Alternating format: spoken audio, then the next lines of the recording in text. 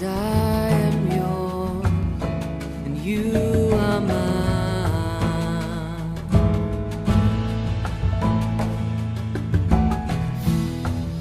'Cause I am yours, you are mine.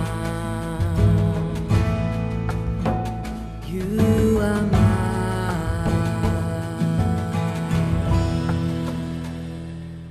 లేవియా కాండము 4వ అధ్యాయము 1వ వచనం నుండి.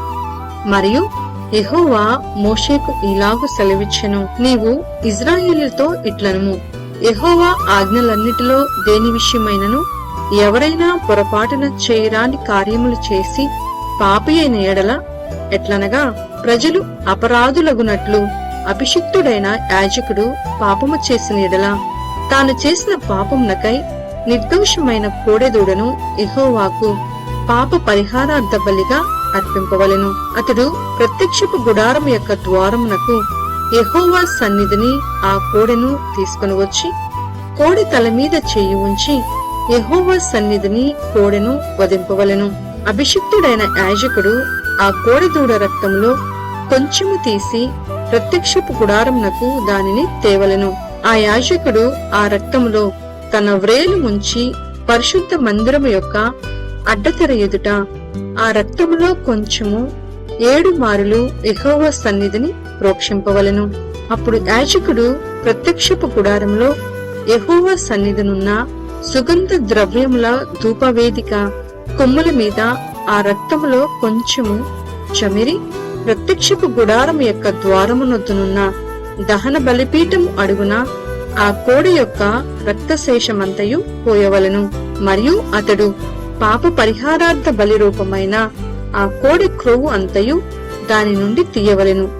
ఆంత్రములలోని క్రొవ్వును, ఆంత్రముల మీది క్రొవ్వంతటిని, మూత్ర గ్రంథులను, వాటి మీద డొక్కలపైనున్న క్రొవ్వును, మూత్ర గ్రంథులపైనున్న కాలేజము మీది వపను సమాధాన బలియగు ఎద్దు నుండి తీసినట్లు దీని నుండి తీయవలెను.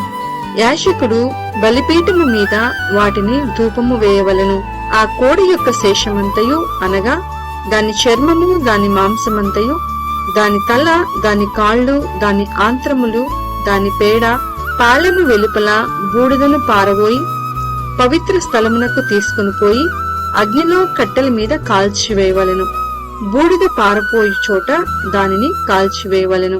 ఇశ్రాయేలీల సమాజమంతయు పొరపాటున ఏ తప్పిదము చేసి యెహోవా ఆజ్ఞలన్నిటిలో దేనినైనను మీరి చేయరాని పని చేసి అపరాధులైన ఎడల, వారు ఆ ఆజ్ఞకు విరోధముగా చేసిన ఆ పాపము తమకు తెలియబడినప్పుడు సంఘము పాప పరిహారార్థ బలిగా ఒక కోడి దూడను అర్పించి ప్రత్యక్షపు గుడారం యొక్క ద్వారమునకు దాన్ని తీసుకుని రావలెను.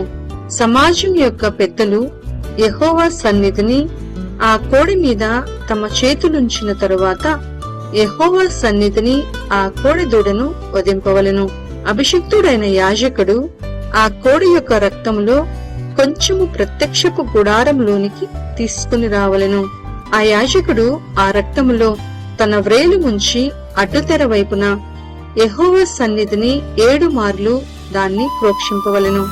మరియు అతడు దాని రక్తములో కొంచెము ప్రత్యక్షపు గుడారములో యెహోవా సన్నిధినున్న బలిపీఠపు కొమ్ముల మీద చమిరి ప్రత్యక్షపు గుడారం యొక్క ద్వారమునొద్దనున్న దహన బలిపీఠము అడుగున ఆ రక్తశేషమంతయు పోయవలెను. మరియు అతడు దాని క్రొవ్వు అంతయు తీసి బలిపీఠము మీద దహింపవలెను. అతడు పాప పరిహారార్థ బలియగు కోడెను చేసినట్లు దీనిని చేయవలెను. అట్లే దీన్ని చేయవలెను. యాజకుడు వారి నిమిత్తము ప్రాయచిత్తము చేయగా వారికి క్షమాపణ కలుగును. ఆ కోడెను పాళెము వెలుపలికి మోసుకుని పోయి ఆ మొదటి కోడెను కాల్చినట్లు కాల్చవలెను. ఇది సంఘమునకు పాప పరిహారార్థ బలి. అధికారి పొరపాటున పాపము చేసి తన దేవుడైన యెహోవా ఆజ్ఞలన్నిటిలో దేనినైనను మీరి చేయరాని పనులు చేసి అపరాధి అయిన ఎడల, అతడు ఏ పాపము చేసి పాపి అయినో అది తనకు తెలియబడిన ఎడల, అతడు నిర్దోషమైన మగ మేకపిల్లను అర్పణముగా తీసుకుని వచ్చి ఆ మేకపిల్ల తల మీద చేయి ఉంచి దహనబలి పశువును వధించు చోట యెహోవా సన్నిధిని దానిని వధింపవలెను. ఇది పాప పరిహారార్థ బలి. యాజకుడు పాప పరిహారార్థ బలి పశు రక్తములో కొంచెము తన వ్రేలితో తీసి దహన బలిపీఠము కొమ్ముల మీద చెమిరి దాని రక్త శేషమును దహన బలిపీఠము అడుగున పోయవలెను. సమాధాన బలి పశువు యొక్క క్రొవ్వు వలె దీని క్రొవ్వంతయు బలిపీఠం మీద దహింపవలెను. అట్లు యాజకుడు తన పాప విషయంలో అతని నిమిత్తము ప్రాయచిత్తము చేయగా అతనికి క్షమాపణ కలుగును. మీ దేశస్థులలో ఎవడైనను పొరపాటున పాపము చేసి చేయరాని పనుల విషయంలో యెహోవా ఆజ్ఞలలో దేనినైనను మీరి అపరాధి అయిన ఎడల, తాను చేసినది పాపమని ఒకవేళ తనకు తెలియబడిన ఎడల, తాను చేసిన పాపము విషయమై నిర్దోషమైన ఆడు మేక పిల్లను అర్పణముగా తీసుకుని వచ్చి పాప పరిహారార్థ బలి పశువు యొక్క తల మీద తన చెయ్యి ఉంచి దహన బలి పశువులను వధించు స్థలమున దానిని వధింపవలెను. యాజకుడు దాని రక్తములో కొంచెము వ్రేలితో తీసి దహన బలిపీఠపు కొమ్ముల మీద చెమిరి దాని రక్త శేషమును ఆ పీఠము అడుగును పోయవలెను. మరియు సమాధాన బలి పశువు యొక్క క్రొవ్వును తీసినట్టే దీని క్రొవ్వంతటిని తీయవలెను. యెహోవాకు ఇంపైన సువాసనగా యాజకుడు బలిపీఠము మీద దానిని దహింపవలెను. అట్లు యాజకుడు అతని నిమిత్తము ప్రాయచిత్తము చేయగా అతనికి క్షమాపణ కలుగును. ఎవడైనను పాప పరిహారార్థ బలిగా అర్పించుటకు గొర్రెను తీసుకుని వచ్చిన ఎడల నిర్దోషమైన దాన్ని తీసుకుని వచ్చి పాప పరిహారార్థ బలియగు ఆ పశువు తల మీద చెయ్యి ఉంచి దహన బలి పశువులను వధించు చోటను పాప పరిహారార్థ బలియగు దానిని వధింపవలెను. యాజకుడు పాప పరిహారార్థ బలియగు పశువు రక్తములో కొంచెము తన వ్రేలితో తీసి దహన బలిపీఠపు కొమ్ముల మీద చెమిరి ఆ పీఠము అడుగున ఆ రక్త శేషమంతయు పోయవలెను. మరియు సమాధాన బలి పశువు యొక్క క్రొవ్వును తీసినట్లు దీని క్రొవ్వంతయు తీయవలెను.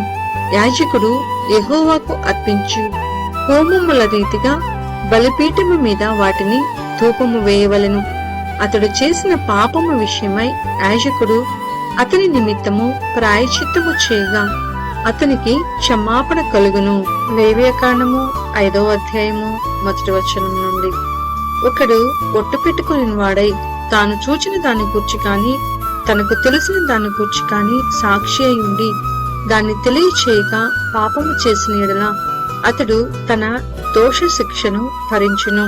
మరియు నొకడు ఏ అపవిత్ర వస్తువునైనను ముట్టిన ఎడల అది అపవిత్ర మృగ కళేబరమే కాని అపవిత్ర పశు కళేబరమే కాని అపవిత్రమైన ప్రాకిడి జంతువు కళేబరమే కాని అది అపవిత్రమని తనకు తెలియకపోయినను అతడు అపవిత్రుడై అపరాధి అగును.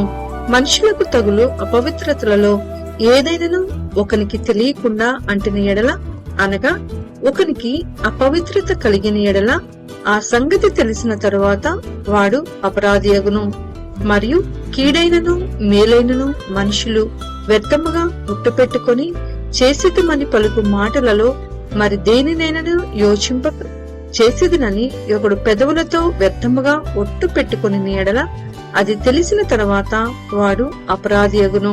కాబట్టి అతడు వాటిలో ఏ విషయమందైనను అపరాధి అగునప్పుడు ఆ విషయమందే తాను చేసిన పాపమును ఒప్పుకొని తాను చేసిన పాప విషయమై యెహోవా సన్నిధికి మందలో నుండి ఆడు గొర్రె పిల్లనే కాని ఆడు మేక పిల్లనే కాని పాప పరిహారార్థ బలిగా అర్పింపవలెను.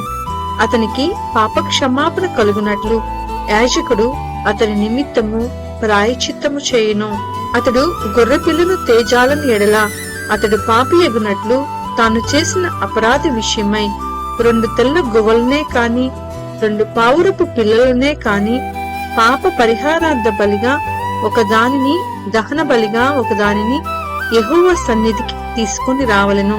అతడు యాజకుని యొద్దకు వాటిని తెచ్చిన తరువాత అతడు పాప పరిహారార్థమైన దానిని మొదట నర్పించి దాని మెడ నుండి దాని తలను నులమవలెను, కాని దాన్ని నూడతీయకూడదు. అతడు పాప పరిహారార్థ బలి పశువు రక్తములో కొంచెము బలిపీఠము ప్రక్కను ప్రోక్షింపవలెను. దాని రక్త శేషమును బలిపీఠం అడుగున పిండవలెను. అది పాప పరిహారార్థ బలి. విధి చొప్పున రెండవ దానిని దహన బలిగా అర్పింపవలెను. అతడు చేసిన పాపము విషయమై యాజకుడు అతని నిమిత్తము ప్రాయశ్చిత్తము చేయగా అతనికి క్షమాపణ కలుగును. 2 తెల్ల గువ్వలనైనను 2 పావురపు పిల్లలనైనను తనకు దొరకని ఎడల పాపము చేసిన వాడు తూమెడు గోధుమ పిండిలో 10వ వంతును పాప పరిహారార్థ బలి రూపముగా తేవలెను. అది పాప పరిహారార్థ బలి కనుక దాని మీద నూనె పోయవలదు, సాంబ్రాణి దాని మీద ఉంచవలదు. అతడు యాజకుని యొద్దకు దానిని తెచ్చిన తరువాత యాజకుడు జ్ఞాపకార్థముగా దానిలో పిడికిడి తీసి యెహోవాకు అర్పించు హోమ ద్రవ్యముల రీతిగా బలిపీఠము మీద దాన్ని దహింపవలెను. అది పాప పరిహారార్థ బలి. పై చెప్పిన వాటిలో దేని విషయమైనను పాపము చేసిన వాని నిమిత్తము యాజకుడు ప్రాయశ్చిత్తము చేయగా అతనికి క్షమాపణ కలుగును. దాని శేషము నైవేద్య శేషము వలె యాజకునిదగును. మరియు యెహోవా మోషేకు ఇలాగు సెలవిచ్చెను, ఒకడు యెహోవాకు పరిశుద్ధమైన వాటి విషయంలో పొరపాటున పాపము చేసిన ఎడల తాను చేసిన అపరాధమునకు నీవు ఏర్పరచు వెల చొప్పున పరిశుద్ధమైన తులముల విలువ గల నిర్దోషమైన పొట్టేలును మందలో నుండి అపరాధ పరిహారార్థ బలిగా యెహోవా యొద్దకు వాడు తీసుకుని రావలెను. పరిశుద్ధమైన దాని విషయంలో తాను చేసిన పాపము వలన నష్టమునిచ్చుకుని దానితో 5వ వంతు యాజకునికి ఇయ్యవలెను. ఆ యాజకుడు అపరాధ పరిహారార్థ బలియగు పొట్టేలు వలన అతని నిమిత్తము ప్రాయశ్చిత్తము చేయగా అతనికి క్షమాపణ కలుగును.